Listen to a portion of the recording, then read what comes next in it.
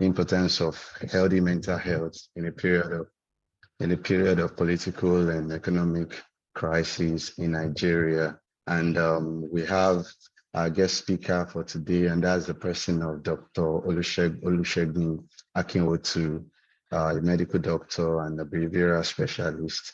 I won't say much about him, but I found out we do justice to that and bring him in for the lecture.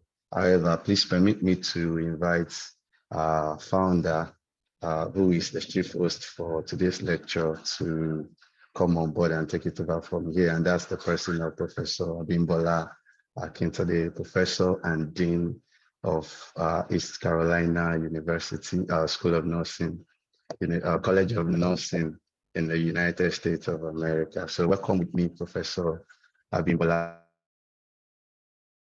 Akintade. What do you say, sir? So hello everyone. Good morning if you're in North America, and good afternoon if you're in the UK, Nigeria, and probably other aspects of Africa. We really do appreciate you taking the time to join us this morning and afternoon. As Olumide mentioned, I'm the founder for Health for Nigeria, and I don't take too much praise or glory for that, because I recognize it's truly been a community effort to bring this initiative to our people in Nigeria. I would like to acknowledge a lot of us who are here today, including I see some of our board members. I see some of our financial supporters, and just individuals who have been here since we started the organization. Health for Nigeria is a nonprofit organization registered in Nigeria, and also it's a 501 C3 here in the United States, also as a nonprofit organization. And our goal is to increase healthcare access to well-meaning Nigerians. One of the things that we do, our flagship program, is the Nurses School program. And with the Nurses School program, we partner with rural public high schools in Nigeria, in rural communities, where we partner with the school systems. We get a space, we renovate the space, we fill it with medical equipment, we hire a registered nurse, and that nurse cares for the students. The nurse cares for the teachers, the staff, and the local community. And since we launched in 2019, we have 12 programs, and we've cared for, at this point, over 15,000 children for free, and over 1,000 members of our community also for free. So once again, thank you so much to all our sponsors. We haven't gotten any grants. This is not federally funded. It's well-meaning people like you and I who are truly making this happen. One of the things we also do are these lecture series, and it's an opportunity to continue to educate our nurses, to expose them to experts around the world, on very pertinent topics. And we usually open it up to all our followers and our friends and sponsors too. It brings me great pleasure, great pleasure and great joy to introduce our speaker today, and to also introduce the topic we'll be talking about. Many of us just went through not only the presidential election, but also the gubernatorial elections in Nigeria. And many in Nigeria and in the diaspora were either on the side of a prevailing government, or those who thought their choices would bring change. And that has challenged us significantly from a physical, psychological, financial perspective even. So how do we come back together as a country? And what is some of the fallout from these types of experiences, or just our daily economic experiences in Nigeria? It brings me great pleasure to introduce you to our speaker today, Dr. Olusegun Akinwotu, who we famously call Dr. Watts. He's a mental health specialist and a preventive health expert. He has passion for promoting healthy lifestyles, supportive relationships, and the prevention of ill health. He's a Rotarian who enjoys community service and improving the quality of life of the people. He's a behavioral specialist in Easter Seals of Southern California. I don't want you to think Dr. Watts is just from Central California. He's a real Nigerian man. He completed his MBBS at Abu Zaria, Kaduna State, MWACP postgraduate medical residency training at FMPH Yaba, Lagos. I know a lot of us joke about Yaba left. Dr. Watts actually worked at that institution, so he has a lot of experience and connection with Nigeria. Also, he received his MPH from West Coast University in California. His PGDHSC from the College of Medicine, University of Lagos. He's a past president of the Association of Resident Doctors of FNPH at Yaba, Lagos, a past second vice chairman for the Nigerian Medical Association Lagos State Chapter. He's a past president of the Rotary Club of Ipmari and a Paul Harris Fellow. Please join me in welcoming Dr. Segun Akinwotu. And if you have questions, you can please type your questions in the chat, but Dr. Akinwotu has specifically asked that we actually make this interactive. He wants to hear from you, so at the end of the presentation, we'll open it up for a dialogue, and hopefully we can all learn something new from this experience. So Dr. Watts, please take it away. Once again, thank you for being here.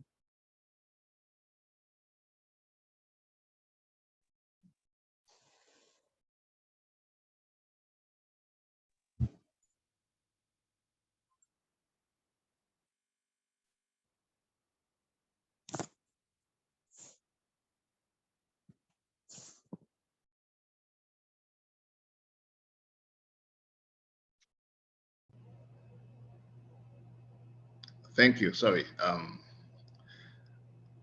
It's great to be here. Thank you for the invitation. It's honor. It's a very big honor to be here this morning from the west coast of the United States of America. It's just 6:15 in California, so that's why I'm saying good morning. I know some people are from the UK and some are in Nigeria and some in other places where probably they are already going into the next day, that is Thursday. Probably you are in Australia, but I want to assure you today that we are going to have a good time together talking about depression, anxiety, mental health generally in the face of political and economic crisis. I'm trying to share my screen. I don't know if you can see. Yes, we If can. you can see you can clearly see my. All right.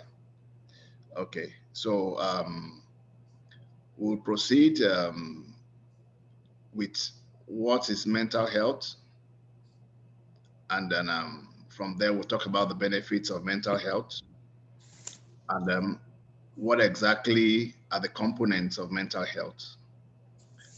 How are we equipped to deal with mental health problems? Because in trying to carry out our daily activities, going about our normal tasks, either as students or workers, family men, and also trying to socialize, we get involved in various challenges that we need to apply certain skills to overcome. So nature has equipped us with the capacity to deal with these situations. So what are these particular skills unique to each particular person, and those ones that we can also learn to be able to overcome certain stressors, certain challenges, certain difficulties that pose a lot of challenge or threat to our mental health. So these are part of the issues we're going to be talking about. And then we'll look summarily into depression and anxiety. Prof wanted me to talk about depression, wanted me to talk about anxiety and the treatment. It's a very big topic. Depression alone has books with volumes 1 to 12, each page, each one containing 10,000 pages. So, but as God gives us the capacity this morning, we'll be able to run through depression, run through anxiety, and at the same time, we'll be able to summarize the various available treatments for those mental health conditions. So let's commence with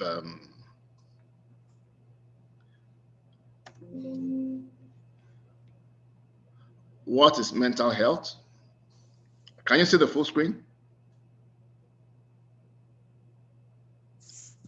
Yes, sir. Yes, we can see. Okay. Okay, yes. So mental health has to do with our emotional, psychological, and social well-being. It determines how we think, feel, and act. Um, you would realize that it's what preoccupies your mind in terms of thoughts that somehow determines how you feel. If you see someone for the first time and that person appeals to you, it determines how you feel about the person, and it gives you a reason to want to get close and know that person. That is how thoughts affect our feelings and the way we behave. So these are the major aspects and determinants of our mental health. It's the state of harmony between yourself, others, and your environment at large. How we view ourselves, how do we view the relationship between ourselves and other people, and then what is our role in our community? What is our role in the society?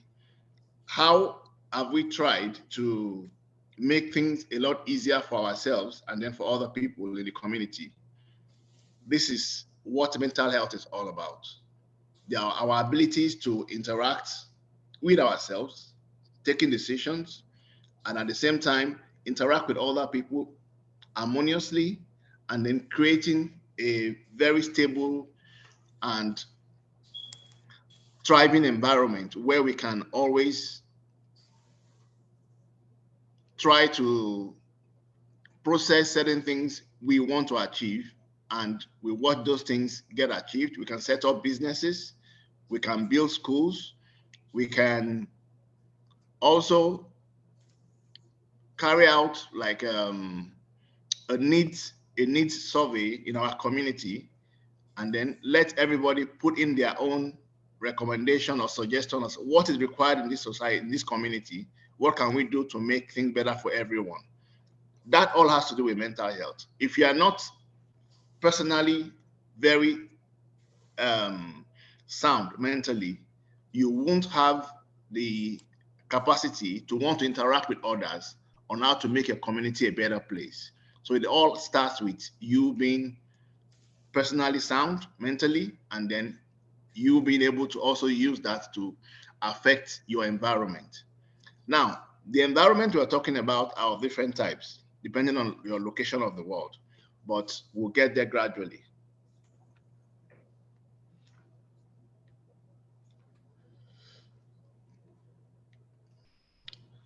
Uh,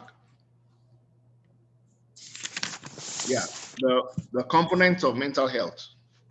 This has to do with our ability to accept ourselves, respect ourselves, understand ourselves, and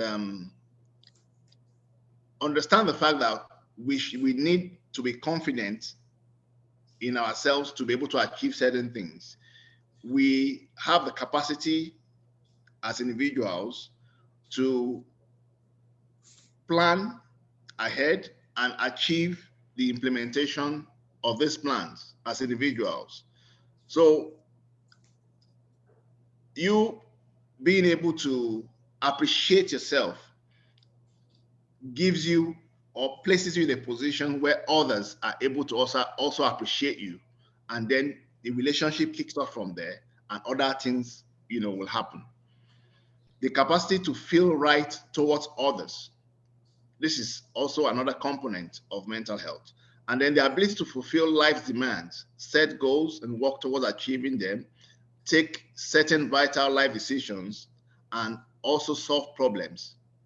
We are all living to solve problems every day, every time, every now and then, new things come up. And it's our ability to solve problems that actually makes us outstanding in everything we do. If you get employed in a place and all you do is the routine outlined job description you're given, you are likely to remain in that position, or probably they even get somebody to replace you. That means you get sacked. But someone who has the capacity to understand there's a need to solve problems wherever they find themselves, they realize that they are innovative, they are creative, and your mental health is actually what gives you the capacity to be able to unleash these potentials you have in your society, in your community. According to WHO, a stable mental health is a state of well-being where you feel good and function well in the world. It also helps us to perform optimally in our personal, interpersonal, and occupational functioning domains. We start with the personal domain. Um, this gives us the ability to be able to plan and execute such plans, make early choices. We, as we grow from toddlers, early childhood, adolescents, and then young adults, we develop certain skills as we continue to grow as individuals. And these skills combine a combine your natural given resilience that is naturally in you, is part of your personality, with you, the experiences you've had exposes you to how you handle certain situations, and you build how you cope with other such situations, even if it becomes more severe in the future. So that is the personal aspect of it. It helps us develop resilience and coping mechanisms. And whenever we carry out certain tasks and we accomplish what we need to, it gives us the ability to also appreciate ourselves and set up for other accomplishments in the future. Interpersonal. With interpersonal, we are able to improve our relationship with other people, nurture beautiful relationships.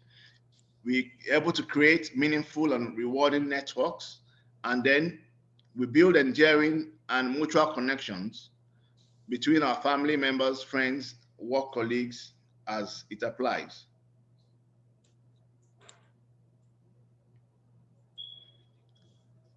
Occupational functioning, it's optimized.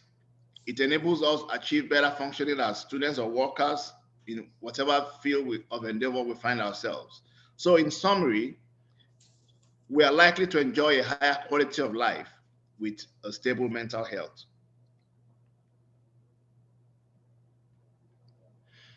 Now, mental stability in the face of political and economic crisis. Political and economic crisis can be very challenging for the people, which presents as serious stressors. They place both serious burdens on the mental health of the citizens. They may manifest as tension in the community, volatile peace, unrest, economic instability, insecurity, food shortage, high cost of living, poor social amenities, lack of social services, unemployment, massive work layoff, violent protests, violent crimes, lack of cash despite having money in your bank account. I'm sure some of us are very familiar with that. And then strikes and set uncertainty about the future. So these are a myriad of various situations that may arise from political and economic crisis. And as you could see, these various presentations affect us individually and could push us to our edge. And you know what it is to be on the edge. Now, what strategies do we have, and those that we can adopt to be able to cope in the face of these challenges? We have the biological personal traits that are ingrained in us from birth. They are naturally there with us. Some people are able to handle difficult situations better than others because of certain resilience they have. While some people put in an extra effort and ensure they achieve, they are determined to achieve. Some people will quit just halfway, where some people have decided to continue to press on until they achieve results. So those are different qualities in different individuals that determine how they handle situation. However, despite being like that, we can build ourselves. We build ourselves through learning or being exposed to personal trainers to help us build these capacities in us. That's how somehow we are able to get over not having some of these qualities naturally. And then our past experiences also determine how we are able to cope or handle situations during economic and political crisis. As some of you would know, a couple of us attended Federal Government College in Doadi, and I still tell myself till today that it was a form. To me, it was some form of experiment. We gathered children from all parts of the world, and then we got the we gathered children from all parts of the world, exposed these kids to various situations, various conditions, and over time, we have seen that those who went to that school today in different parts of the world, in the various fields of endeavors they found themselves, based on the experience that they gained from that setting, they are somehow top in everything or wherever they find themselves now. Somehow it has enabled you, develop some coping strategies that others would love to have. So that's what I mean by experience.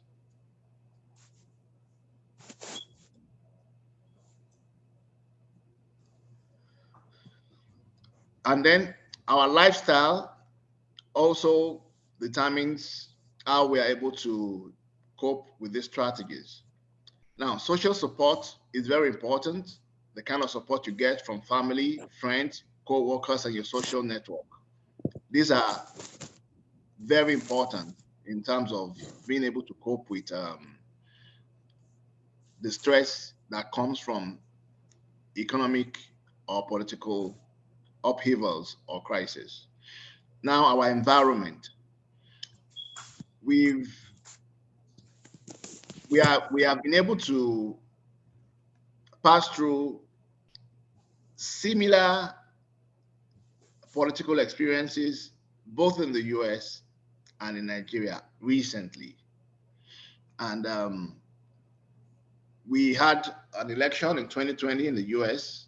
And after that election, we had, during the election, during the campaign from 2016, we saw the level of disinformation and social media war that went on. Coming forward now, 2023 in Nigeria, something similar played out. And a lot of people who are supposed to be friends went on because of the various candidates they've chosen to support. Banters, yes, those are welcome. We love to, play around with words. But at some point, it became a war of insults between friends, very close friends. Today, I know a couple of people who have stopped talking. Some people have even, deleted each other's numbers just because we had differing political views. So these are some of the fallbacks, or do I say the consequences of what a political crisis can bring about. So in the United States, despite the fact that disinformation was used, some form of information was used on particular platforms, some groups of people gathered themselves, mobilized themselves, and were trying to prevent the swearing in of the new president. That's the level of, or the role social media information can play in this kind of setting. That, rather than improve the situation, was more of worsening the crisis, because some set of people were being fed with what instigated them to want to carry out um, the invasion of the US House of Senate. And that was what exactly happened. So later on, you'll see, as part of our strategies, we will be telling ourselves to screen what we are listening to, what we are watching, what we are sharing, what we read. When you screen what you read, how healthy is what your source of information is? How healthy is it for you? So, because those are things that actually motivate you, they incite you, some people call it ginger, they ginger you to begin to act in a particular way. So, those are some of the strategies we'll adopt along the line. Okay, so let's move to the next slide. So we have seen that strategies can be personal, can be interpersonal, and then also um, based on the environment.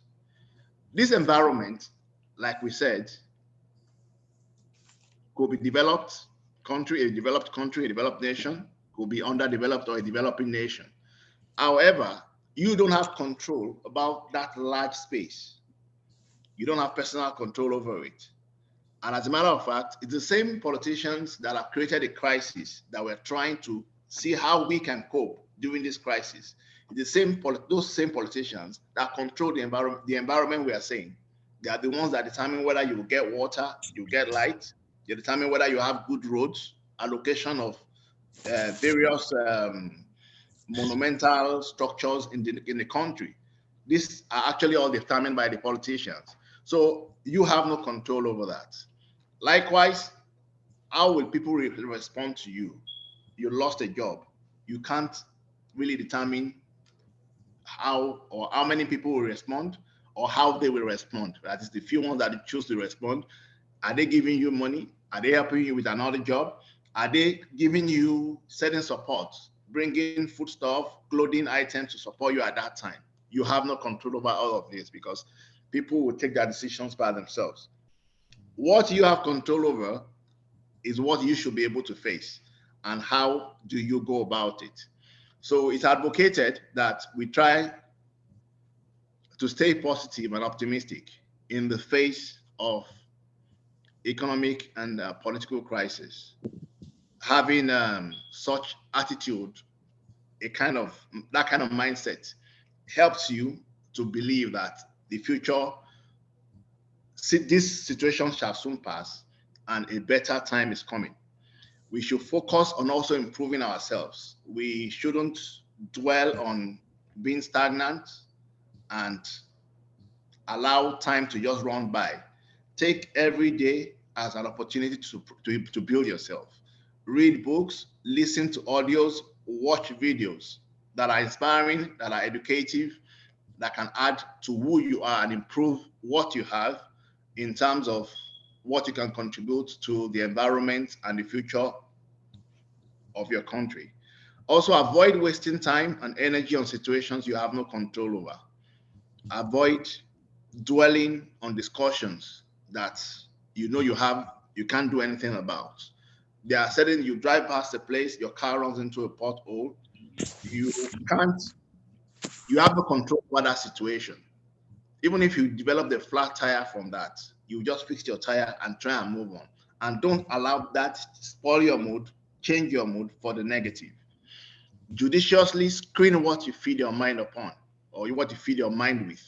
Like I was trying to say earlier, it is very important that you don't allow all sorts of things coming. And like they say in the system, garbage in, garbage out, healthy in, healthy out. So you should try and ensure that you are guarding what comes into your mind through various sources.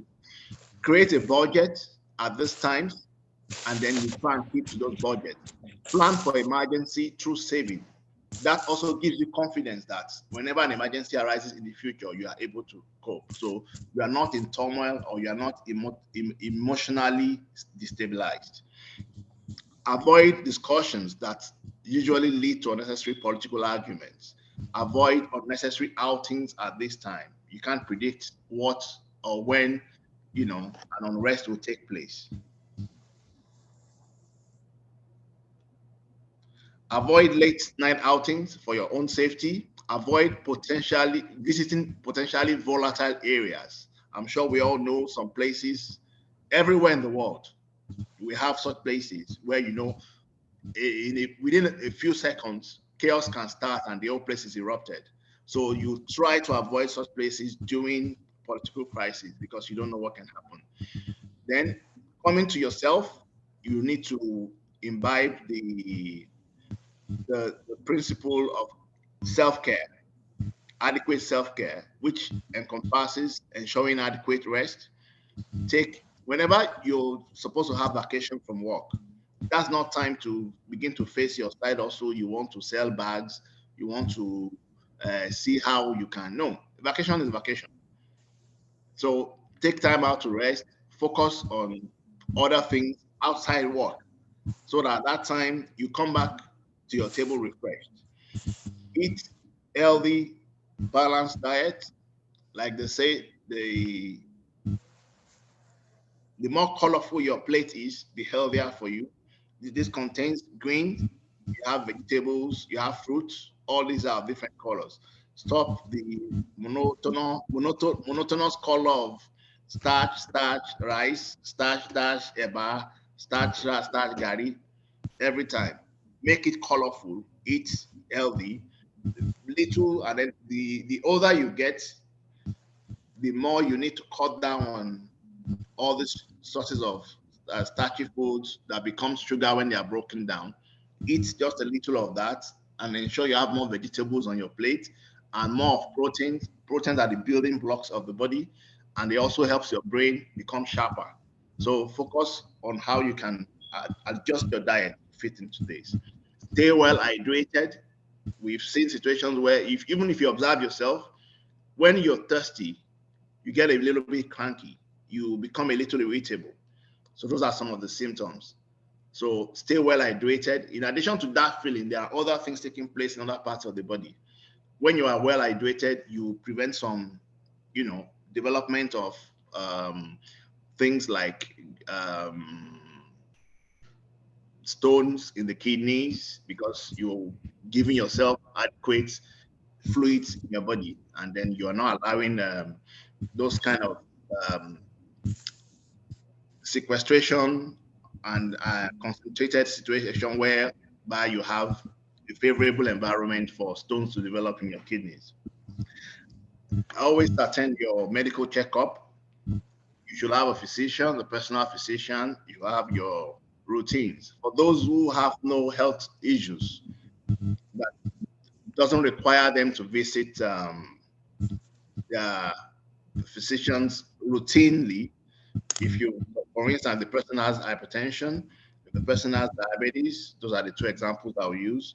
There should be regular visits to check these parameters from time to time and ensure that medications are taken and these medications being taken, are they working?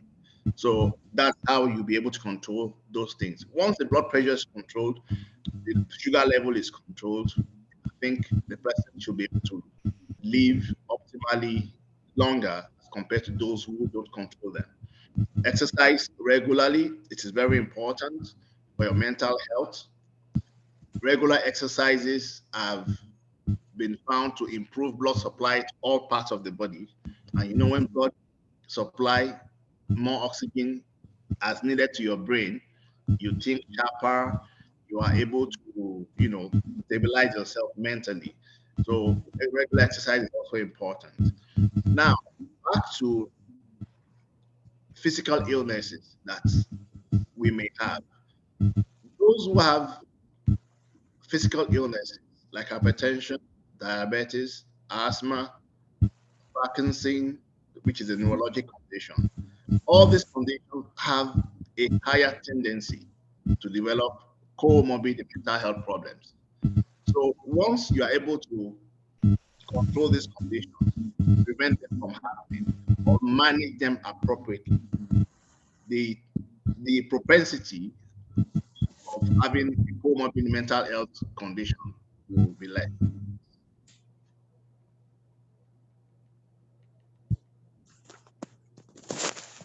We should avoid abuse of psychoactive substances. Some psychoactive substances have been linked with development of hallucinations, development of delusions, and the likes. Taking of alcohol should be in moderation. If you can't avoid it, let it be in moderation, minimal, because excessive alcohol consumption also has been linked with serious mental health problems. Foster healthy relationships with your friends, your families, and then create a social network that stabilizes you and helps you, become a better person, where you are able to meet with opportunities. If you when you are within those circles, you should be a giver. Some studies have shown that those who give seem to be happier. You have this special hormone, they call them endorphins, good feel good hormones. They are released in your body during the process of giving.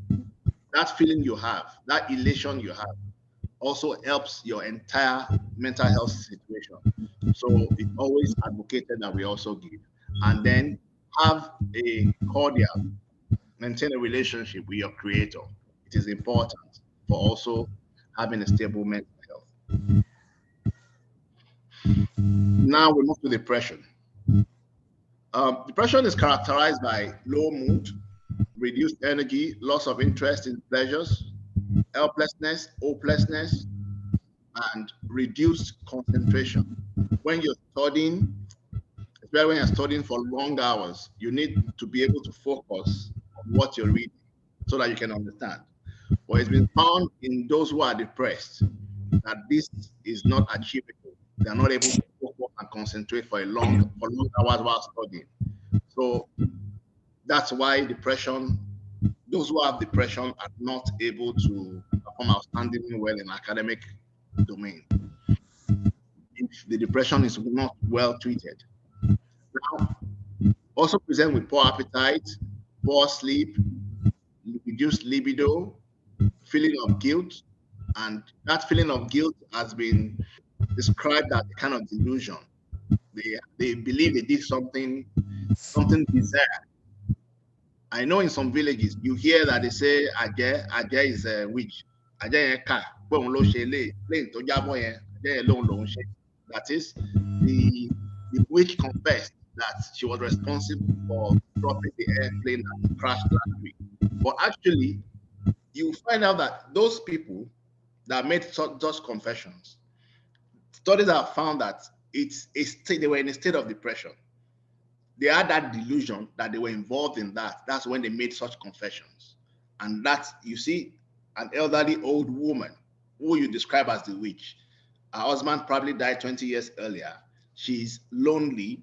She stays by herself in the village. Our children are all in the cities. What do you expect?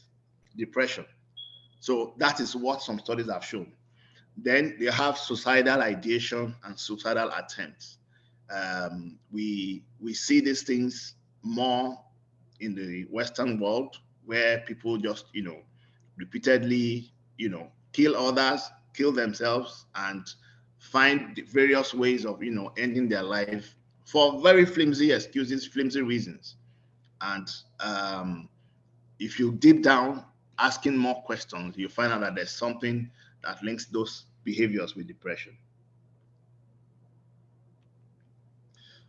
Risk factors for depression. This ranges from genetic makeup, hereditary, because it's been found that from twin studies that there's a higher rate of occurrence of depression amongst siblings of those, born from the same parents. Early adverse experiences, a parental loss, sexual abuse, a young girl being abused by an adult, in the course of growing up, develops some level of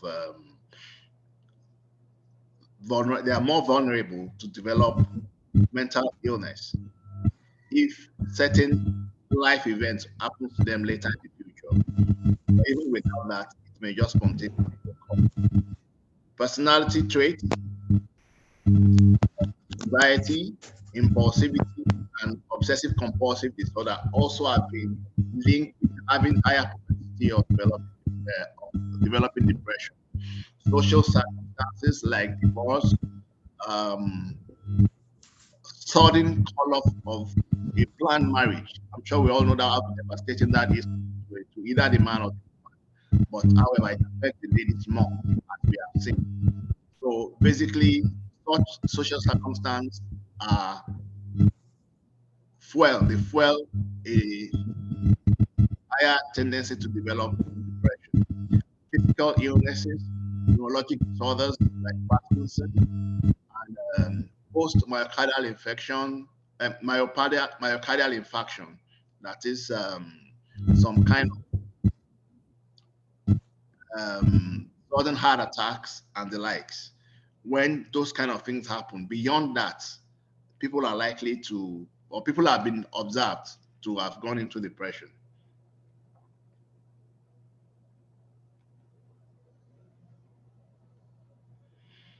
Etiology.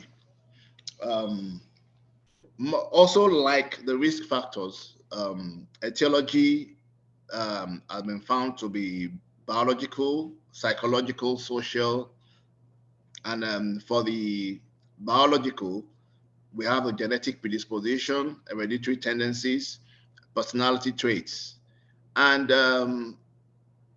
one particular aspect that has been very well established is the low levels of monoamine, that is serotonin, which is a neurotransmitter in the synaptic clefts of the neurons.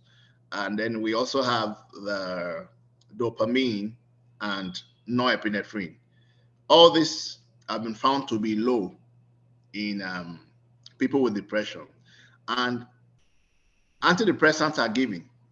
Antidepressants are given to help ameliorate the situation, to make them better.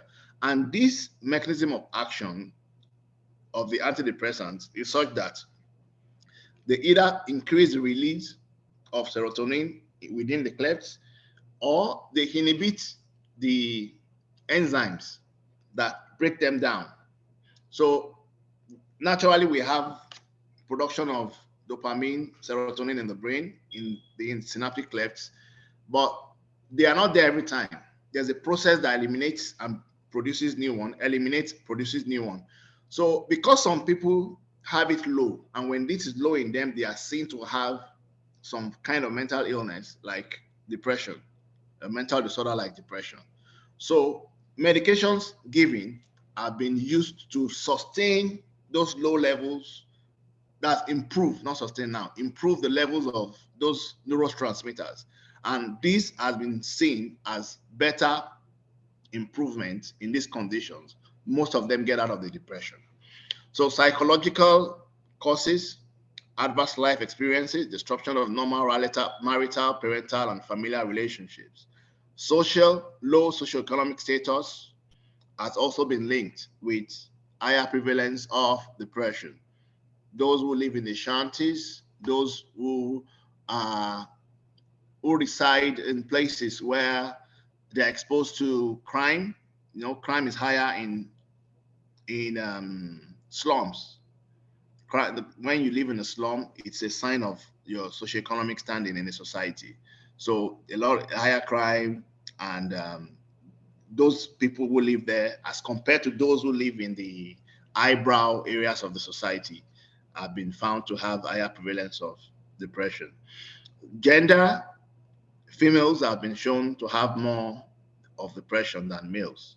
You can ask me, those studies said maybe it's because of the restrictive roles of the female. They are mostly at home taking care of the kids, and that may be responsible, and that men may be coping differently. Like when a man feels that way, he is more outgoing, more likely to try to probably go to a bar and drink it up. Who knows? But that is what some studies have shown. So from there, we move to anxiety. Um, Anxiety is a feeling of worry or nervousness. It's an intense, excessive, and persistent worry about regular situations. Some level of anxiety is normal in certain situations, like doing something for the first time, taking a test, attending a job interview, or speaking publicly. Now, anxiety disorders are medical conditions characterized by excessive feelings of worry, apprehension, or fear that are strong enough to impair daily activities. Examples include generalized anxiety disorders, specific phobias like social phobia, agoraphobia. Agoraphobia is fear of particular situations. For instance, being in a public place, fear of being amongst a lot of people, or being in a situation where you can't easily escape because people are actually looking at you. Then claustrophobia is fear of being in an enclosed place. You're within a lift, an elevator, or even an airplane. I have had friends in Nigeria that we had needs to travel from Lagos to Abuja frequently, and every time we're about to go on the flight, he goes to get drunk. He needs to get drunk because he has flight anxiety. He doesn't like flying, so that's how he copes with it. Panic disorder. Panic disorder is uh, an anxiety disorder that has to do with sudden attacks and exacerbation with palpitations. They have they become sweaty and tremulous, and they believe something very, very disastrous is about to happen. They feel like they're being choked. They have chest pain. They are just and if you do thorough examination, you'll find out that everything is fine. There is no, you do your ECG, the heart is working well, but they, present with these palpitations, they present with these conditions, so that's how, panic, disorder presents. Separation anxiety seen in children who at an age where they are supposed to have, be able to say, Mommy, bye bye, I'm in school. But once the mother drops them in school, 8 years, like, they are still crying. And this is something you should have outgrown at a younger age. Then obsessive compulsive disorder, intrusive thoughts. These are intrusive thoughts. The thoughts keep coming to your head. And okay, I would explain that better on the next slide so we can move on. That's OCD. I'll pick two of these anxiety disorders because there are a lot of them. There are some that are not even on this list. Some we believe PTSD, post-traumatic stress disorder, someone who has been raped, and someone who has gone to war and seen other his friends, being killed. When they come back, they have this feeling. They sometimes hear the friend's voice when they are even awake where they are. And because of that, they want to avoid anything related with those previous experiences. And they have hyper arousal. They are unable to sleep. They are, sleep, it's not, as smooth and refreshing as it ought to be. So those are things you experience with PTSD. There is acute stress disorder, acute stress reaction, and also, so those are things that all come under this group of anxiety disorders. But we'll just dwell on generalized anxiety disorder and OCD briefly. Generalized anxiety disorder is characterized by excessive worry, free floating anxiety, and feelings of apprehension about everyday events, causing autonomic arousal, physical symptoms, and functional impairment. Obsessive compulsive disorder refers to intrusive thoughts that must be carried out by the individual before they get relief. If they don't carry out that particular action, they feel uncomfortable until they do so. So this is distressing and interferes with their functioning. I'm sure you may have lived with someone, met someone, or had contact with someone in the past where you notice keeps going back to check the door if you locked it. They go back to check, they open the door again, they still see, oh, it's closed.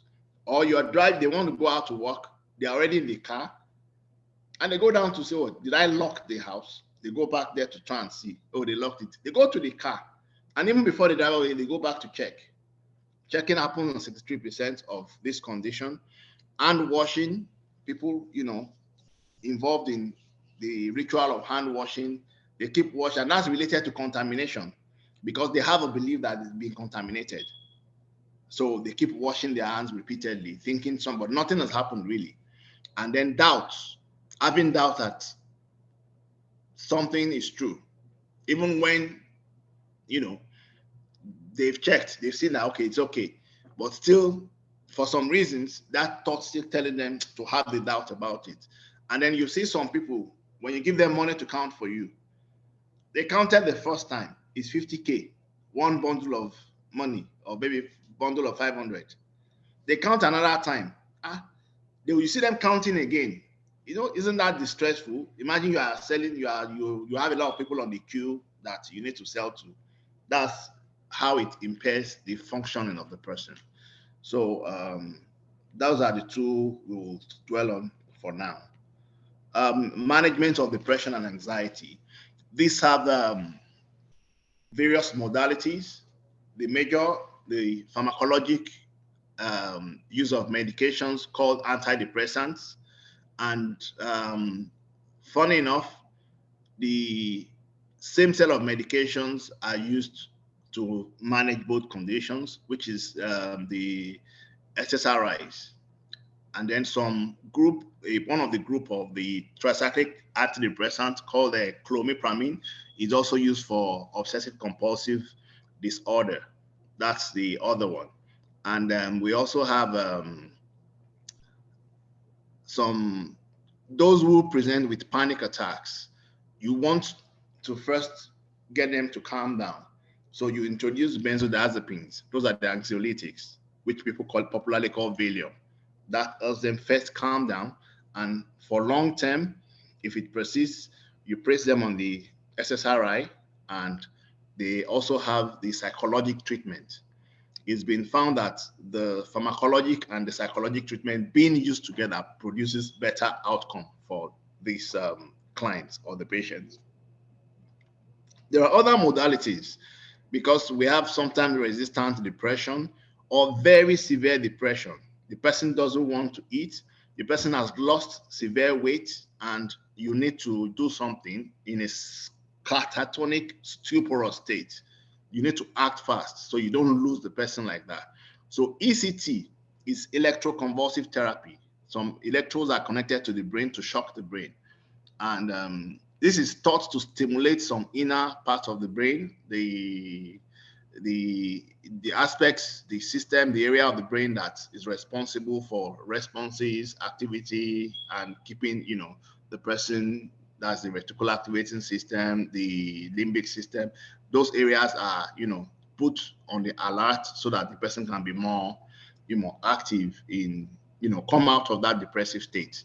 Deep brain stimulation, neurosurgery, particularly in those who have gone through MRIs and investigation done, and it has actually shown, oh, there's a particular aspect of the brain that is having the lesion. There's a lesion there. So you go in with the surgery to correct it, and there have been positive outcome from there. Then there are some variants. There are some variants of depression. We call one of them seasonal affective disorder. In the winter period, the winter blues, you have some people going into depression because you have longer nights, shorter days, there's less sun. So light therapy has been brought about and used to improve the mood of people who go into depression during this period. So I may not have mentioned the subtypes of depression, where we have also the postnatal blues, women who have just delivered, who go into depression, and some of them want to kill their babies and they take the child from them. So those are some of the, subtypes of depression that we may have. Um, my last slide is thank you very much.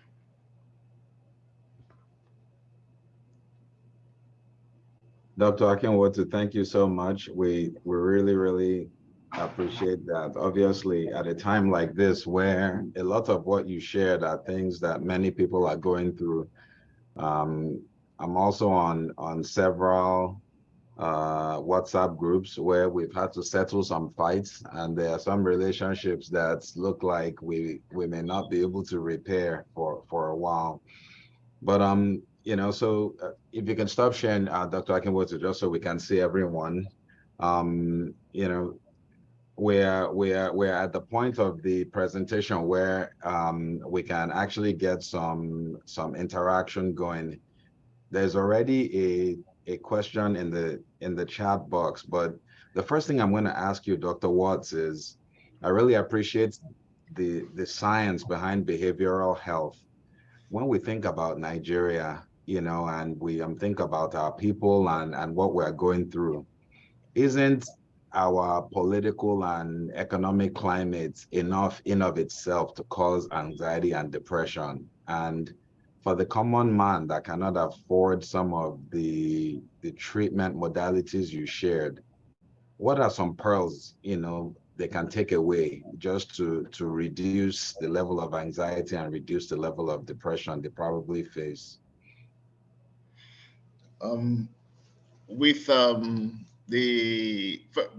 before the political crisis usually comes every 4 years, like we're having now. But somehow the economic one is persistent, is ongoing.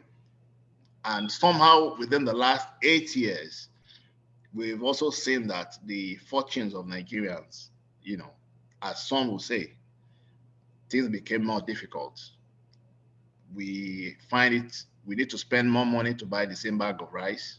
We spend more money to buy the same bag of gari, tomatoes out of reach, those kind of things. So you'd realize that the economic crisis is always there, has been always there, and it's worsened. And what do we as individuals, um, what are we doing on earth? We want to live. We all with that, but there are certain things we need to help sustain our livelihood. We need to eat. Our kids need to eat. But you find out that you get home and you don't even know how or where the next meal will come from. That's serious pressure on you. That pushes you to the edge. And the the the grace we have as Nigerians, I want to say the blessing we have as Nigerians, is the communal system. We have family support. We have friends that you can always reach out to. Bimstar, you've lived in Maryland. I know you are a social, outgoing, and you love to reach out to people. You may know your neighbors, but I'll tell you that many people, even amongst the whites themselves, they don't know who their neighbors are. They don't interact. They don't. They just go about their businesses. When their parents get old, from a particular age, they put them in homes. Mhm. The families live by themselves. But in Nigeria, we don't live that way. In Nigeria, you bring your mom to live with you. Your mom may be, yes, in her 70s, in her 80s, but mom was doing well when she was living. I've seen families that the parent is living, the mother who is in her 70s, living, she's no more working, but she was the source of income for her daughter and the husband she was living with. No one is saying it's the norm, but our communal system, our ability to stop from work and I'm passing through my sister's house. You can park there and enter that house and have dinner and go to your house. That happens in Nigeria. I'm sure you understand what I'm saying. But in the US, it's a different ballgame entirely. So our social support system is different. And that somehow has really, really worked for us in being able to be tenacious at this time of crisis. You wonder how Nigerians do it, don't you? We keep wondering, and you still see people as being very creative. You see videos, very creative videos, comedies, I'm saying. Despite all these challenges, we have been able to overcome because that social support is there. Those are factors that we can't rule out. So basically, I still strongly believe henceforth, those are areas that will continue to be of solution in the face of this kind of crisis. It's a country where you don't have school fees for your child. You easily call a brother and a friend. You even tell one of your classmates, your secondary school classmates, and a group of 3, 4 guys will put all the money together and give to you. That's relationship. That's the support, second aspect of the social support I was talking about, and network. Those are things that have worked for us very well as a country or as a people. Thank you. Thank you very So much, Dr. Watt. Olumide, please, can you help with the questions? Just read the questions out so I can respond to them. And others who have questions, please put up your hand. We actually want to hear from you directly. We would like to hear your questions and also some of your experiences or questions, additional comments. Comments, yes. Questions, comments, the life scenario you want to share and see what we can all say about it and see how we can, All right, sir. This question is from Omotosho Bola. Says, fake news is flying about with consequences on mental health. How best to deal with consequences of fake news? Thank you so much for your valued contribution. That's from how do we Bola. deal with consequences of fake news? If some of us can remember, there was a time the Minister of Communications was trying to pass a law. I'm sure you remember. That's Lai Mohammed. But eventually that law didn't go by. It was shortly after that we banned Twitter. The law was supposed to be consequences of posting wrong things in the social media space. But Nigerians went, hey, no, you are trying to, no, it's freedom of this, we have to be freedom of that.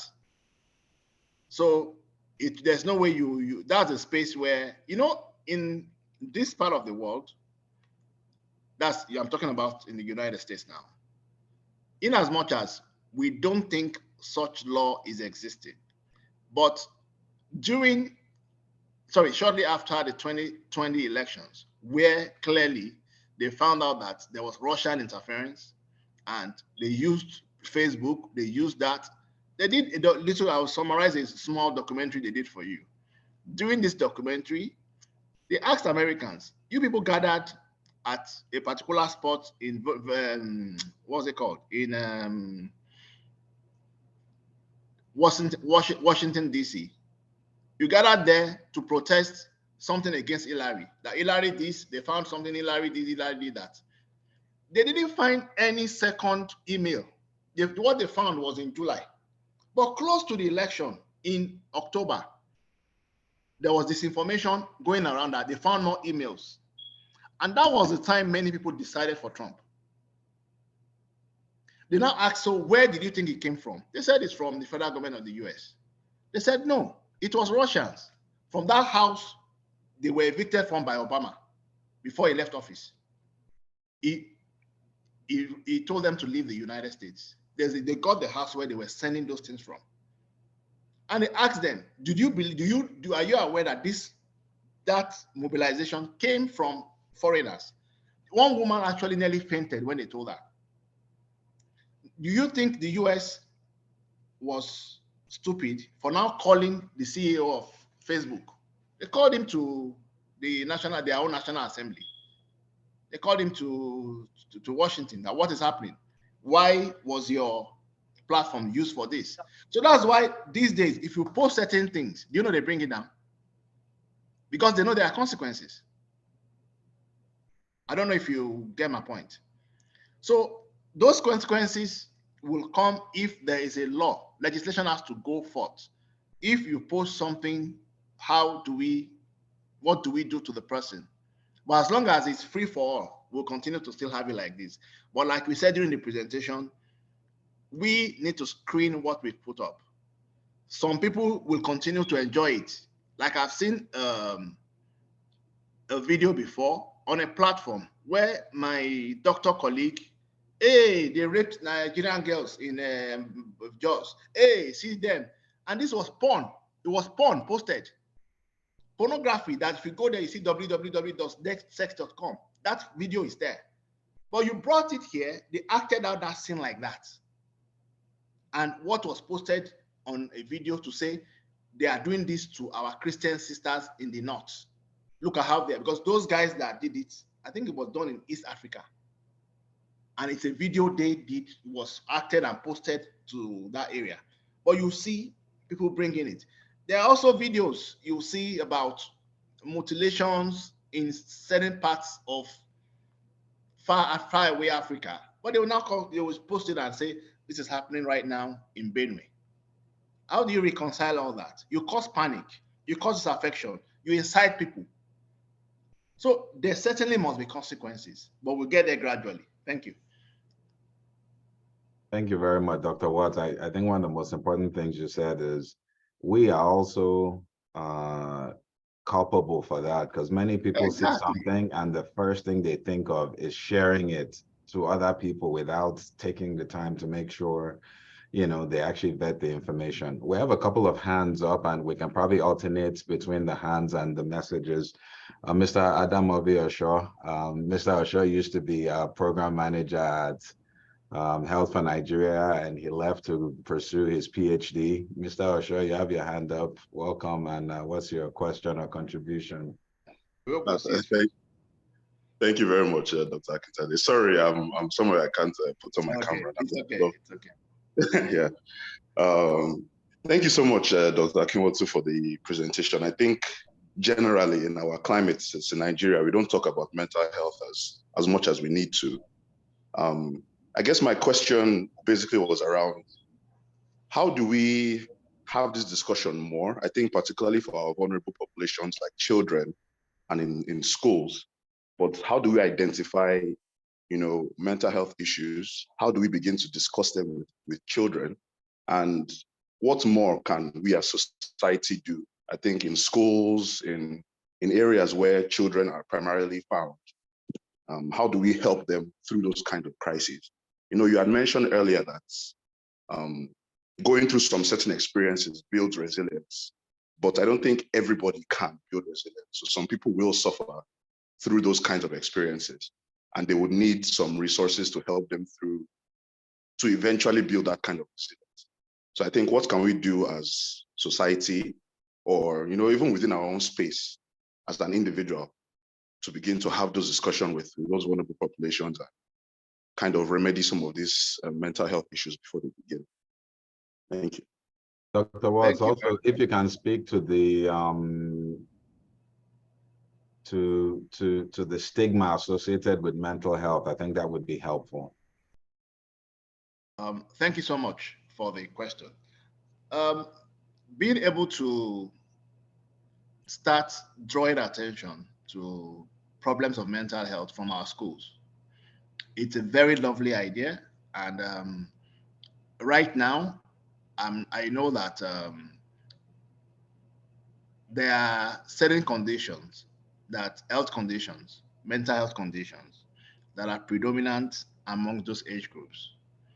We have people who are autistic. I'm sure you've heard about autism. We also have people who have epilepsy.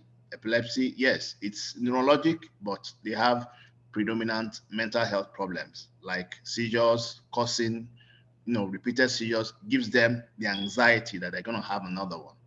Repeated seizures also, you falling when you get older and you are more aware of yourself. You falling in front of other people also makes you uncomfortable and starts avoiding crowd, staying away from people, gradually growing into depression. So these conditions, while I worked at the child and adolescent unit of this Federal Neuropsychiatric Hospital Yaba, we invited parents. Parents, we visited schools to, share some of these experiences, these conditions, and we have certain um, parameters, common common signs that you would see when a child begins to behave in a way that is not normally known in them. You understand? So, one, those conditions I've mentioned themselves, they have their presentations. Autism is a child is not interacting appropriately. Speech is right, almost not there. They don't, they are not able to speak very well. They don't interact with other kids. Children love to play with each other, but you have an autistic child keeping to self. Many people have been in denial of that. Many people. My friend here, he lives somewhere in Connecticut. He has a child like that. That child is 16 now. Between the age of, I think, 7 and 12, they took him to Nigeria. On labor. If you speak Yoruba, you understand what I mean. They believe it is somebody that was doing them. They actually mentioned the name of the person to somebody in their church. So they had to also go and fight the warfare. They took the child to Nigeria. But those of us who are physicians, we've explained to him, thank God you're in the US. There is extra provision for this kind of children. They are special needs, children with special needs. So they are given those privileges, those opportunities. They have their schools. And he eventually decided when he brought the child back to the US at the age of 12. It was a little late, but it was still okay. Better late than never. He's happy now that the child is receiving those opportunities, those services as required. Now, in Nigeria, it's a gradual process. I think last 2 months, the Senate passed the mental health bill for the first time in years. So we can do more by reaching out to the community. We can do more by reaching out to places we couldn't go to speak about mental health. We can help people in their own interest. In the past, if somebody walks on the road, if you carry the person and take to a mental health facility before that bill was passed, as long as that person wasn't disturbing anybody, but he's naked on the road, though, he hasn't had a shower for years or for weeks. But as long as he's going peacefully, if you carry him, they call it kidnap. But now the law entails the government has to fund care of people in those categories. So that's a step in the right direction. So we can now speak more of these people are having illnesses. Somebody who is having hypertension is the illness of the heart and blood vessels. Somebody who has diabetes is inability to produce insulin, and or the insulin is produced, the person has end receptor organ defect. The insulin is not functional at the level where it's supposed to incorporate glucose back into the cells. That's diabetes. But in case of mental illnesses, it's affecting the brain. We will continuously need to educate the community. We will continuously need to let people realize that it's a chronic illness, like every other illness. I know Rome wasn't built in a day. We need to diffuse people's mind and educate them that these are not as a result of what a sin of your grandfather. This is not as a result of there's one witch in your mother's house has affected every other child. It is this one now that they have come to. We will need to let people know that these are illnesses that medical science have discovered, have been able to identify, lay out management processes for, and are treatable if treatment is sought. So we will continue to toe that line until we begin to see significant outcomes or results. Thank you. Thank you, sir. Now the second question from Mrs. Omotosho, or sorry, Omotosho. I don't know if it's Mr. or Mrs. So most petty traders suffered from markets shut down during the election and complicated by cash scarcity. These people have no bank account, no savings, as you suggested. How do they avoid mental torture and poor mental health? Thank you. As I will still go back to our system, I realized that because every time I go to Nigeria, I still go to markets. I stop by, I interact, and I see somebody come to the bag. And who is the man? He's saying, oh, money for today. Oh, say he's 20 naira, it's 50 naira, it's 100 naira. So they have a job that somebody has been collecting for them. I don't know. I'm not saying it's a foolproof or the only solution, but somehow they have a system that works for them. They put money together and somehow they take turns to collect them. Now, like I said to you, as Nigerians, you being a Nigerian alone, there's something in you that stands you out. That is that. Then secondly, our communal systems, they have families, they have extended families. They will always have a way of, being able to have somebody to fall back on. They have a beamster in the abroad that will, bros, everybody send $100. That $100 will fool everywhere. So by the time you have called somebody in the UK who also sends £100, full everywhere, somehow you find out that the little period will, be sustained one way or the other. But one thing is pertinent at this time. We should realize that the government needs to do more. The government needs to do more in the area of social services, and that's part of what I intend to present to this administration. There has to be a way of, it's not palliative of going to keep things in your house. There has to be, you are not working, you are off work. There should be something. Nigeria can afford it. Don't think Nigeria, we have enough money to afford those things. You are in this particular age group. You need help under 5s, over 60 or something. You should be able to go to the hospital, even without money. Some particular hospitals should attend to you. There are basic needs that needs to be provided for. And government needs to step up in those areas. And then lastly, it's still government anyway.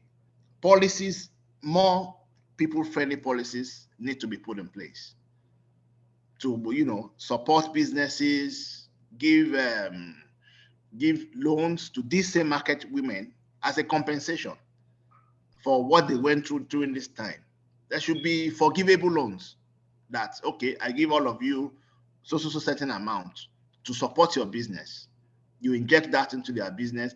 You give them free business consultants to help them. Yeah, they are micro businesses, but these are ways of giving back to them. That way, we get things better. Thanks. So, Dr. Akinwood, so I'm going to read 2 comments and then I'll There's still go. one hand up. Yes, yeah, I'll read 2 comments. They're not questions, and then I'll go over to Mr. Odnuayo Elijah. So the first comment is from my brother from Awesome 94, Muiz Salam. Some of the effects of the political season issues are born out of intolerance. Most times we need to understand that being on different political or ideological divides does not make any side less valid. We can disagree and not be disagreeable. And I think that was in response to some of the comments you made during the presentation of just folks understanding that even though we don't agree, it's not the end of the world. Like we don't need to wage war on each other. So Another comment from Dr. Remy Adejumo. She's a professor at University of Maryland. Hi, everyone. This is an excellent discussion that needs to occur more frequently in populations around Nigeria, especially with the cultural views that gives females less privileges. Providing education around the importance of respecting humans, regardless of their categories at work or their social economic status, is crucial. Thanks a lot for sharing this message. Thank you, Dr. Adejumo, also. So soon to be Dr. Odwayo Elijah, you're up.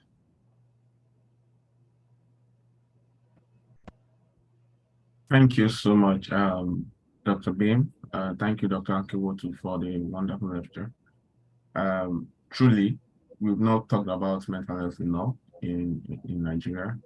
And I think one of the reasons that one of the things that contribute to this is we feel like we have some fortitude, we have some resilience as a people. That might be true to some extent, but this might not be spread out across the population. There are some people that are suffering from mental issues. The things that you were talking about from the lecture seems to me like the little things that when a layman listens, they feel like these are the things that we see every other day, these are the things that we hear. But these are the little things that add up to then lead to anxiety and depression, but people don't pay attention to these things. So I feel like continuous education is very important.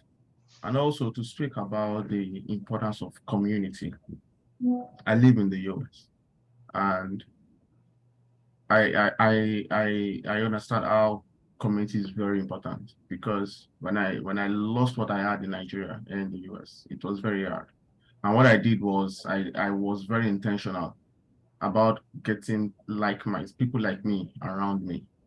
Imagine if I go to school in the morning and I come back home and I don't have anybody to share my story with. I don't have anyone to talk to. No one can understand my language. No one can understand what I'm feeling. And I go on and on and on like that for months and months. I don't know how I would have coped, yeah.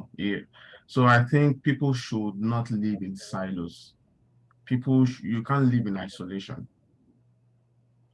Find a community, be intentional about having people around you who you can share your life with. So I have just one question. Particularly as health for Nigeria is synonymous to schools in Nigeria.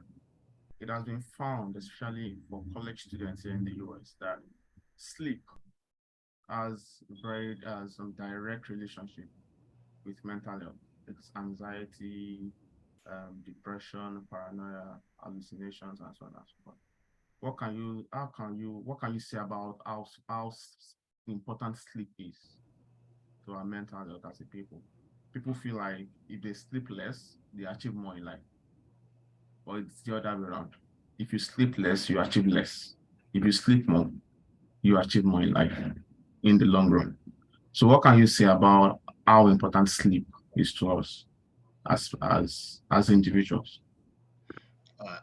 Thank you very much. First, for your observation, for your comment about how useful having a community that supports you is to your personal achievements and your mental health. Now, talking about sleep, sleep is a symptom. Sleep is a symptom. Sleep is a sign that there's an ongoing and involving or a fulminant mental health condition is on. Poor sleep, poor sleep, you see them awake all night. And that same person awake all night during the day doesn't want to sleep. He's also active all over the place. The opposite of depression is mania. Mania is excessive racing thoughts, hyperactivity, high energy. They have grandiose delusion.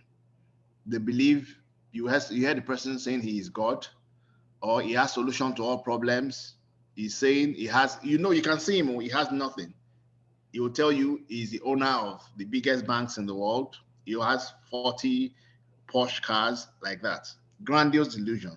and they speak confidently as if that is true. If you don't know them, you think they are actually real. They are, I don't want to use that, I don't want to say promiscuous, but they have high sex libido as opposed to the low libido in depression. They have high sex libido. So some men will say, ah, that girl did this, she does, been with him, been with her. If you do proper assessment, I'm not saying there are not people that have high, just strictly they enjoy, they love to have sex like that. But for someone to, you know, be having a high demand, high request of, that may be a sign that the person needs to be investigated or managed for, examined and investigated for such conditions. Sleep is very vital for our performance. That's why as part of the strategies, you saw adequate sleep and rest. That's very important. As part of the symptoms of depression, you also saw poor sleep. Sleep is essential for you to have a balanced mental health. It's very important that you have adequate sleep. Um, while poor sleep is a sign and symptom, like I said, poor sleep is also a cause. If you deprive someone from sleep, you deprive the person of sleep for a long time, some other things will begin to happen. After like some number of days, you begin to see the person behaving irrationally. Those are some studies that have occurred. So while sleep is also a symptom of a fulminant mental illness, it could also lead to. That's why it is important that we have adequate sleep. For adults, for adults, 5 to 7 hours. For children, 8 to 10 hours. You need to rest. It's important. That is when all you've done during the day gets processed in your mind. All your plans, everything you've done for the day, everything, you have a kind of, that's when you reboot, your thalamus is effective. You are rebooting, you are storing information. When you read, when you read and you go to sleep and you go for an exam, and when you just wake up, read till the exam and go and write it, and you didn't sleep. If you've had the experience of both, tell me the one you performed better in the exam. Just think about it. So sleep is essential, both as a cause, both, and we need to give space for rest as adequately as possible. Thank you. Thank you, Dr. Akinwotu. I mean, fantastic response. I want to acknowledge one of our board members, um, Dr. Lupeju. He's also here with us. He's been a significant supporter of ours. Thank you, Dr. Lupeju, for being here.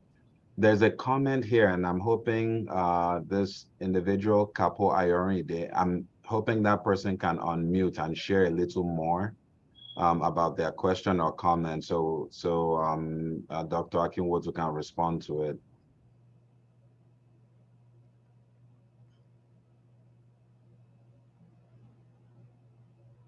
Yeah, good afternoon, Doctor.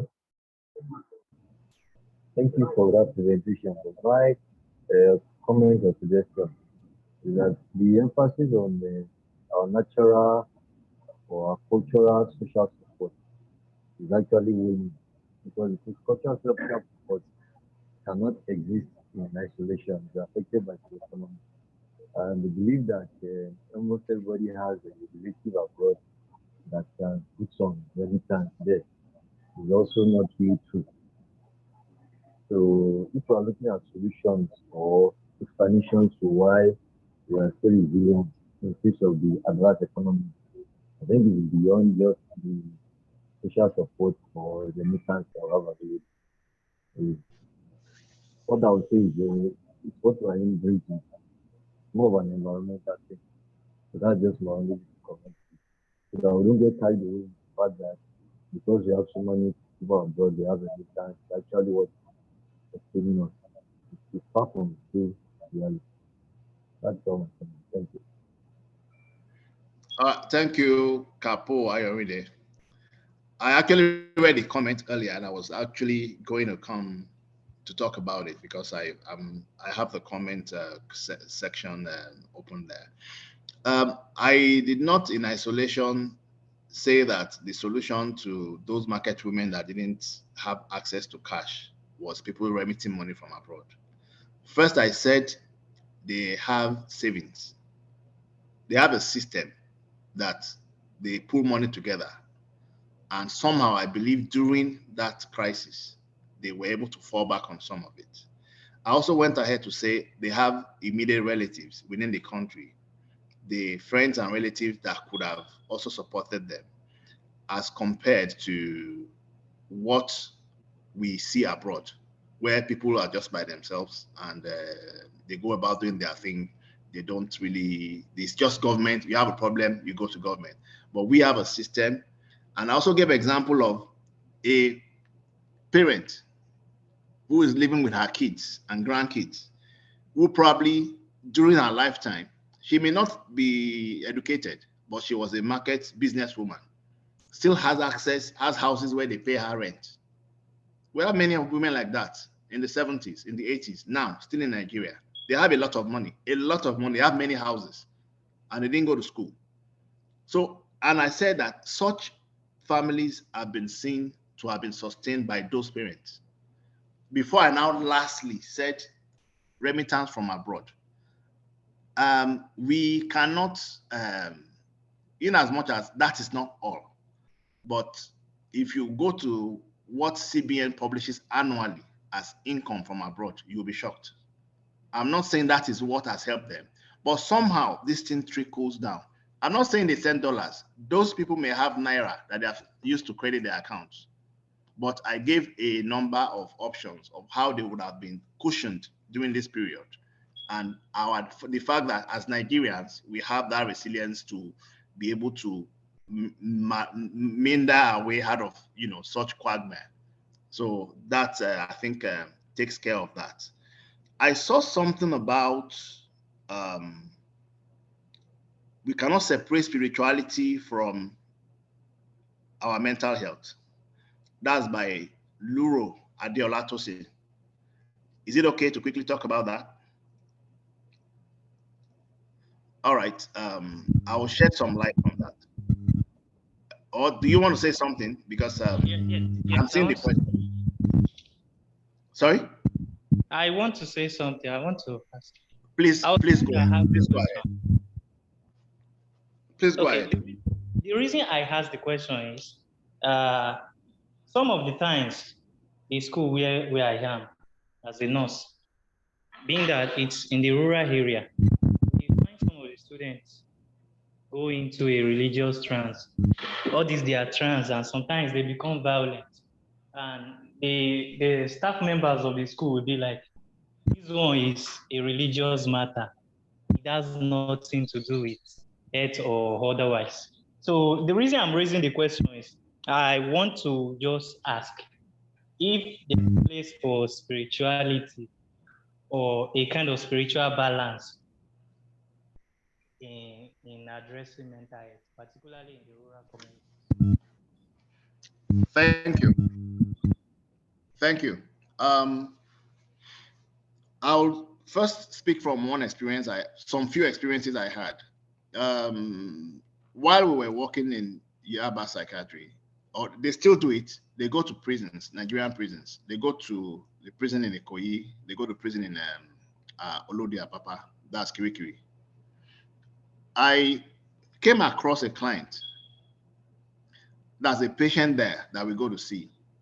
She every time we go, she's in a religious garment. She still claims she hears voices, and a couple of other symptoms were there at the beginning of the admission, as in when the file was open for her, because she had a voice that actually while she's there, she had a voice that said she should kill someone. And this is a religious person, because that person was perceived to be evil. How do you reconcile that? So she was commenced on regular antipsychotics. They now walked her up for clozapine. Clozapine is the peak of the antipsychotics. And at that point, those voices disappeared. She now became very restless that they took her special powers away and was fighting the authorities. So when we come there, they somehow have to, I don't want to say force her, but she's somehow, I don't want, she's cajoled, she's lured, she's okay, we'll give you this, come and see doctor. But she says she's not happy to see us again because her power has disappeared. So that's that. I want to understand. I want to believe that you understand what that means. That's one hand. That's on one hand. On the other hand, we have a role. Our spiritual lives have a role, and there has to be a spiritual balance. That's why in one of the strategies I said, have a personal relationship with God. It's a personal relationship. I don't. I want to understand. I want to believe that you understand what I mean by that.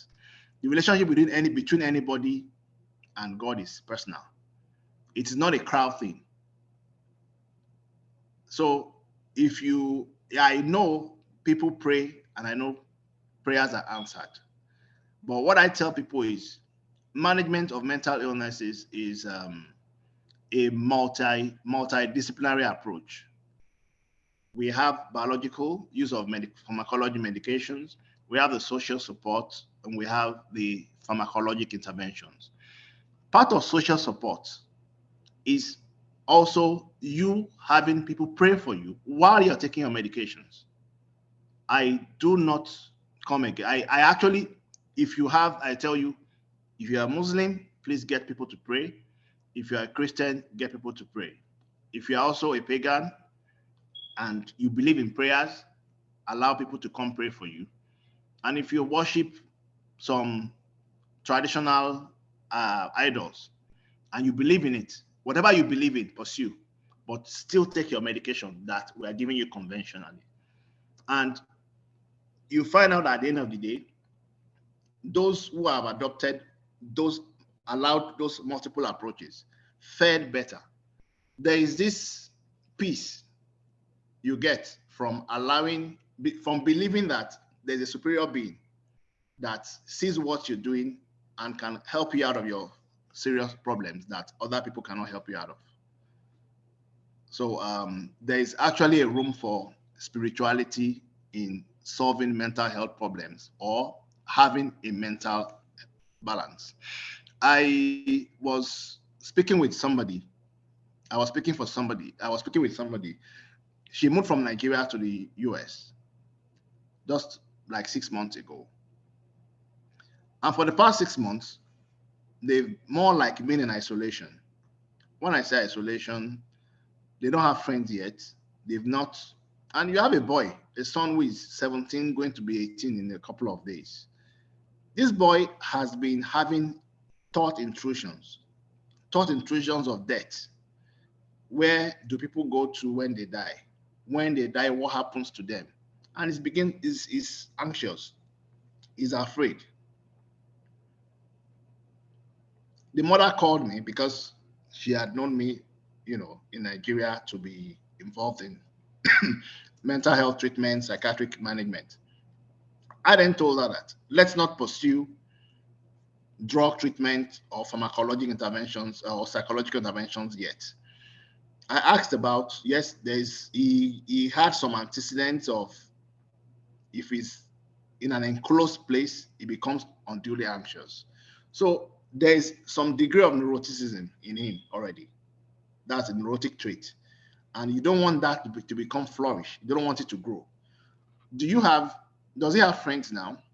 Has he interacted?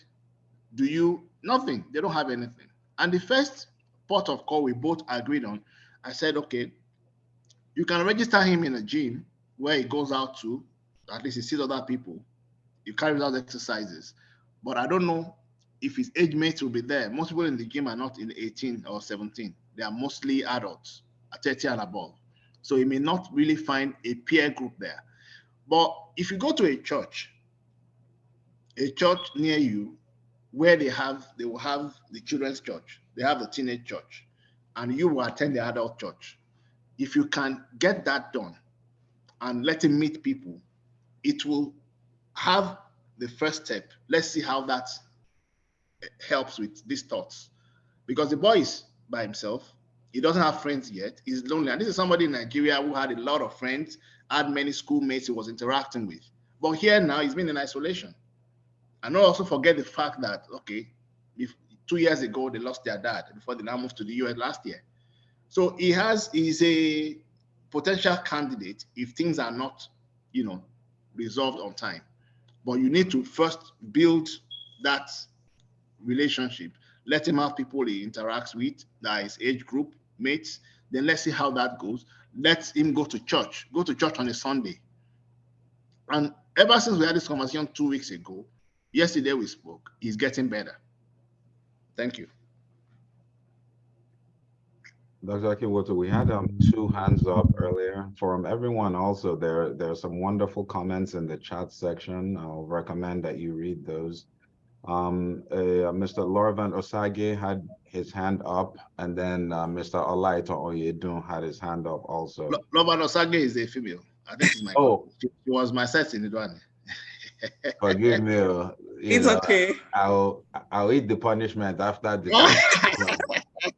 It's okay. It's okay. Good afternoon, everyone.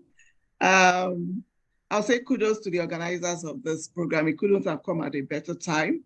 Mental health is something we need to talk about, especially in today's world. And to my brother, Shegun, I'm proud of you. We are proud of you. My question for you is on OCD. When you were talking about OCD, you talked about performing repetitive tasks, trying to be meticulous, washing off your hands and all of that. When someone is being diagnosed, because I have friends and at least a family member that is into that, when you are being diagnosed with that, is this something you manage over time or is something that can be cured? Okay. Thank you. Thank you. Is this something that can be managed or cured, right? Yes. Do you have to manage it, live with it, or take medications and all of that for it? Okay. OCD is an obsessive compulsive disorder. Those thoughts come to your head about certain things. We call them intrusions. And those intrusions they keep coming and make you uncomfortable until you carry out that particular act that it's coming to your head. You don't feel relieved. And it's very distressing. They understand that it's distressing and it interferes with performance. That's OCD. OCD is a form of anxiety disorder that requires treatment. It requires both pharmacologic and psychologic treatment. You need cognitive behavioral therapy. The attention of the person needs to be drawn to the fact that if you don't, these are thoughts coming to your head. These thoughts are not real. And a cognitive dissonance, that is, you separate the thoughts and make it ineffective through the CBT process. Those are ways you manage it. And somehow they are like pervasive conditions. They occur for a long time. But once it's managed, it's the interference with performances drops. Interference with your activities reduces or is eliminated. You may occasionally have it, but you have been built not to respond to it over time when you take the medication, pharmacological and psychological. Now, when it's resistance, that is resistant, there's resistant OCD that is very severe. That is, it's interfering with your activity in such a way that you feel useless with yourself because the person is aware of this distress. There are brain surgeries that are done to that extent. That can also, some brain stimulation, deep brain stimulation is done to correct this. So that is as per OCD. Now, when you were talking, you talked about being very tidy, neat, paying attention to details. We have what we call obsessive compulsive personality disorder, OCPD. There are two different things. The OCD, the person is aware, it is distressing, and they keep checking the door, checking the door, checking the door. Ritualistic, they can sweep the floor several times a day, that the floor is still dirty. He knows he's sweeping the floor. He knows he has swept it before, and it's preventing him from doing the other tasks. That's OCD. But OCPD is not aware. It's just a pervasive personality disorder of the person. OCPD, that's personality disorder. The same way we have paranoid personality disorder. A paranoid person suspects if he comes to your house, he won't eat your food because he believes you put something there. He's at work, he believes people are talking about him. That's a paranoid personality disorder. He doesn't hear voices, and he doesn't have bizarre beliefs that makes him qualify to be called a schizophrenic patient. That's a paranoid personality disorder. In that spectrum, we have OCPD. That's a personality disorder of somebody who is, and then they have a belief that things must be done in particular. They are ritualistic. It must be done in a particular way, and that is way that you must do it to achieve that result. They are very, very strict on that. That's OCPD. We have other personality disorders. Those are a different topic entirely. But we have seen that some personality disorders serve as a spectrum to particular mental illness. The OCPD, the OCD also move into, both of them go into depression. They have a higher propensity for depression. So there's a spectrum of class A personality disorders: paranoia, schizoid, schizotypal. The schizoid is someone who, and the schizotypal, they have a tendency spectrum moving to schizophrenia. They are aloof, they have magical thinking, they believe in bizarre things. So that's a spectrum of the class A personality type. So personality disorders also they occur. But what you've asked, OCD, it requires treatment and the person gets better over time. Thank you. So thank you, Dr. Akinwotu. And I think we'll close out with Mr. Lighton Oyedun's question. All right. Thank you very much, Dr. Akinwotu. Excellent contributions on this. Dr. Bim and the Health for Nigeria team, for me, let me just start by saying that my space of practice is public health and community medicine here in Nigeria. And, when you look at the dual dimensions of multidimensional poverty and the rising cost of living here in Nigeria, it's very, very, and of course, please contextualize that within our very unique sociocultural space and the currently heightened political temperature. Let me put it that way.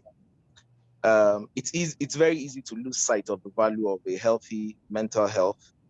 And again, the importance, because you really can't stop these mental insults, the importance of having appropriate coping mechanisms in place. I'm well aware that, we've talked about a lot of things, our peculiar form of resilience as a people, our spirituality and religiosity. Let me put it, I'm also going to bring religiosity here, not just spirituality. And of course, the social support systems. I'm glad that when the speaker was talking, he talked about, the amount of remittance that comes from that comes to support the economy here in Nigeria. I know that black tax also does a lot to support what's going on here. So that social support system is also good. And we talked about sleep and good nutrition and all that. But the truth is that I don't see government, and I know that somewhere along the line we talked about government also playing a critical role in trying to resolve some of these mental health issues, but I don't see it happening. Government's priorities are everywhere for mental health. I mean, it's not even something they can see. The roads are bad enough. They are not bothering about that. So for me, I think it's effort like this from Health for Nigeria that spotlights this as a critical issue that would be needed to move attention to this, to spotlight it, to, and hopefully we'll begin to move the needle in the right direction. And many people become more aware and put steps and put measures in place. They're aware of the coping mechanisms. They're aware of what could happen as a result of this, and also aware of some of the many interventions that have been described. I mean, by the speaker. So for me, I'll just wrap this up by saying it's really not a question, it's a comment to say thank you for spotlighting this, and hopefully we look forward to more of this from you. Thank you very much. Thank you. Thank you very much. Thank you very much, Doc. And I really appreciate your comments. There are many of us, and for those who don't know, I mean, I actually came to Nigeria, and I was in Nigeria for 2 years in person, and got to learn our healthcare and academic systems a little bit, and really wanted to contribute and recognize that my contributions would be more exponentiated if I could do it from here. So obviously, I mean, that distance doesn't help, but I mean, I have a fantastic team, and at Health for Nigeria, a bunch of young professionals who are actually doing the work. So I don't only take the credit, and we've been able to make some sort of an impact, which I'm really proud of. And this also is another avenue, just leveraging on my network with, professionals like Dr. Akinwotu that are in my network that I could ask to come do this, recognizing that it would be a paid engagement if he had to do it somewhere else. So it's a great opportunity for us. So thank you very much for your comment. I also see Mrs. Oyeyemi Anthony here. She's one of our sponsors from the UK. Thank you for being here. So I'll give it to Olumide to close us out. But I want to appreciate everyone for the comments, for the questions, for the engagement, and most importantly, just for understanding that this is a significant issue for us and our people in Nigeria. There is a government or a governmental factor to this that we need to identify a way to highlight and bring more attention to, and I feel we all are responsible for that.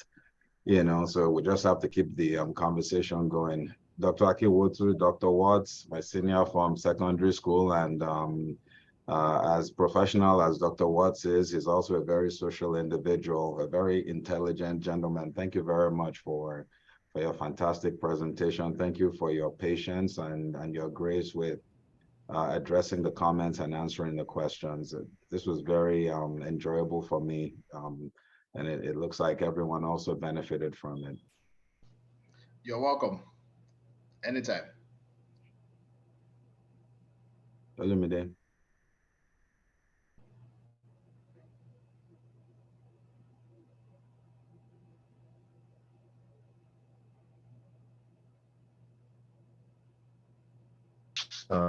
They don't know. Probably just people in the US will know this. I think it's about maybe, okay, we started like 6 a.m. That's the California time. So Dr. Akinwotu, against all Lord, woke up as early as possible to attend this lecture. So 9 a.m. At other areas and 2 p.m. here in Nigeria, but there it's actually 6 a.m. Okay, even now it's 8 a.m., even after 2 hours of the lecture. So I must really say thank you so much. And on behalf of the team, the Health for Nigeria, our founder, say a very big thanks to you. Then also to all our participants. Like, we really can't do without you. We thank you for always coming through for us, for always attending the lecture. Each time we'll call and invite you, say thank you so very much. Also to the HFN team, Luro, Roots, and everyone, to Mr. Adamovi. Thank you so very much. And to part with this, just like the title of a speech by Barack Obama, we are the change that we seek. So we all want a change. We want things to get better, and we can't just watch.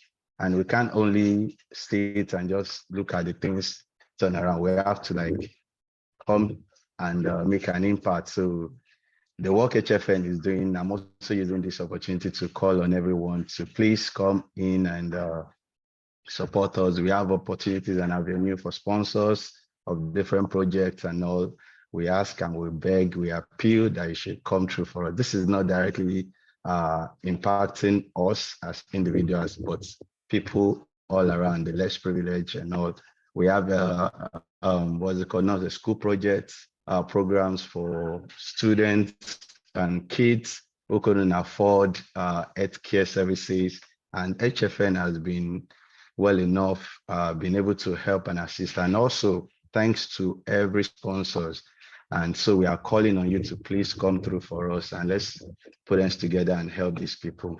So once again, I say thank you and God bless you. And I say you should have a very nice day. God bless you. Peace. Thank you, everyone. We appreciate you. So we'll invite you to our next